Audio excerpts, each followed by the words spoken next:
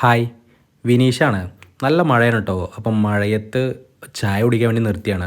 നമ്മൾ എടപ്പാളിനടുത്തുള്ള കുമരനെല്ലൂരാണ് കേട്ടോ. ചായ കുടിക്കാൻ നിർത്തിയ കടയിലെ ടേബിളാണ് കേട്ടോ ഇത്. വെറൈറ്റി അല്ലേ?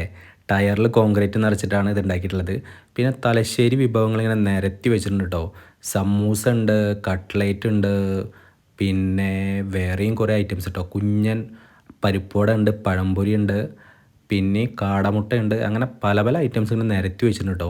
കാണാൻ തന്നെ നല്ല ഭംഗിയാണ്. ഉള്ളതൊക്കെ വെറൈറ്റി ഐറ്റംസും. നമ്മൾ നേരെ ഒരു ബൂസ്റ്റ് അങ്ങോട്ട് ഓർഡർ ചെയ്തു കേട്ടോ. ബൂസ്റ്റ് ഓർഡർ ചെയ്തിട്ട് 2 ചെറിയ കടികളുണ്ട് ഓർഡർ ചെയ്തു. നല്ല കുഞ്ഞൻ പരിപ്പുവടയും പിന്നെ ഒരു വേറൊരു ഐറ്റം കേട്ടോ. മുട്ട കൊണ്ടുണ്ടാക്കിയ ഒരു അട പോലുള്ള ഒരു ഐറ്റമാണ്. പേരെന്താണെന്ന് എനിക്ക് കറക്റ്റ് അറിയില്ല കേട്ടോ.